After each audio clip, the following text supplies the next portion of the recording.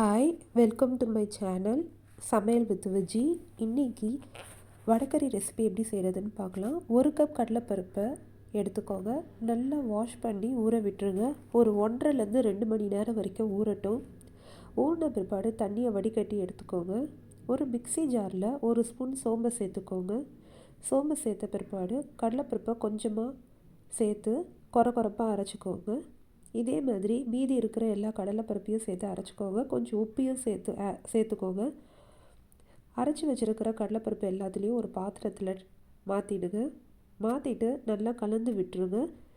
கலந்து விட்ட பிற்பாடு இப்போ இதை நம்ம சின்ன சின்ன உருண்டை மாதிரி பண்ணி பொரித்து எடுக்க போகிறோம். உருண்டை மாதிரி கூட தேவையில்லைங்க. கொஞ்சமாக எடுத்து பிச்சு போட்ட மாதிரி போட்டிங்கனாலே போதும். அந்த மாதிரி பொரித்து எடுத்துக்கோங்க. கோல்டன் ப்ரௌன் வர வரைக்கும் பொரித்து எடுத்துக்கோங்க. பொரித்து எடுத்து அதை ஒரு பாத்திரத்துக்கு மாற்றிடுங்க. இப்போ நம்ம வடகறியை எப்படி தாளிக்கிறதுன்னு பார்க்கலாம். ஒரு கடாயில் எண்ணெய் சேர்த்துக்கோங்க. எண்ணெய் நான் ஒரு 3 ஸ்பூன் எண்ணெய் சேர்த்துருக்கேன். எண்ணெய் சேர்த்துட்டு பிரிஞ்சி இலை சேர்த்துக்கோங்க. பட்டை 3 பட்டை சேர்த்துக்கோங்க. கல்பாசி கொஞ்சம் சேர்த்துக்கோங்க. ஏலக்காய் சேர்த்துக்கோங்க. கூடவே லவங்கத்தையும் சேர்த்துக்கோங்க. கொஞ்சமாக சோம்பையும் சேர்த்துக்கோங்க.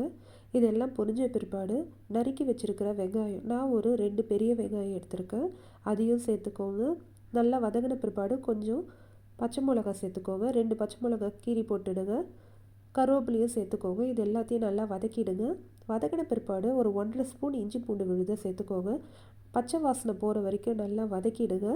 தக்காளி சேர்த்துக்கோங்க. பெரிய தக்காளியாக இருந்தால் 2 எடுத்துக்கோங்க. நீல வாக்கில் கட் பண்ணி அதையும் சேர்த்துக்கோங்க. இது எல்லாத்தையும் நல்லா வதக்கிடுங்க. தேவையான அளவு உப்பு சேர்த்துக்கோங்க. உப்பு சேர்த்துட்டு கொஞ்சமாக மஞ்சத்தூளியும் சேர்த்துக்கோங்க. நல்லா வதக்கிடுங்க. காரத்துக்கு நான் ஒரு 2 ஸ்பூன் குழம்பு மிளகாத்தூள் சேர்த்துருக்குறேன். கூடவே 1 ஸ்பூன் காஷ்மீரி மிளகாத்தூளும் சேர்த்துருக்கேன். ஏன்னா கலர் நல்லா கிடைக்கும்ன்ட்டு. இது எல்லாத்தையும் நல்லா வதங்கின பிற்பாடு தேவைக்கு தகுந்த தண்ணியை சேர்த்துக்கோங்க. உங்களுக்கு தண்ணியாக வேணும்னா கொஞ்சம் தண்ணி அதிகமாக ஊற்றிக்கோங்க.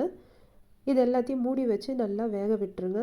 இப்போ நம்ம வறுத்து வச்சுருக்கிற உருண்டைகளை கையிலேயே நம்ம பொடியாக நறுக்கிக்கலாம். அதையும் கொதிக்கிற தண்ணியில் சேர்த்துக்கோங்க.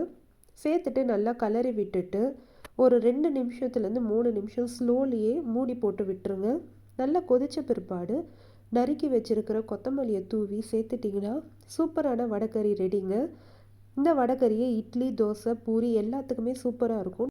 இந்த வீடியோ பிடிச்சிருந்ததுன்னா மறக்காமல் லைக் பண்ணுங்கள். சேனலையும் சப்ஸ்கிரைப் பண்ணுங்கள். தேங்க்யூ.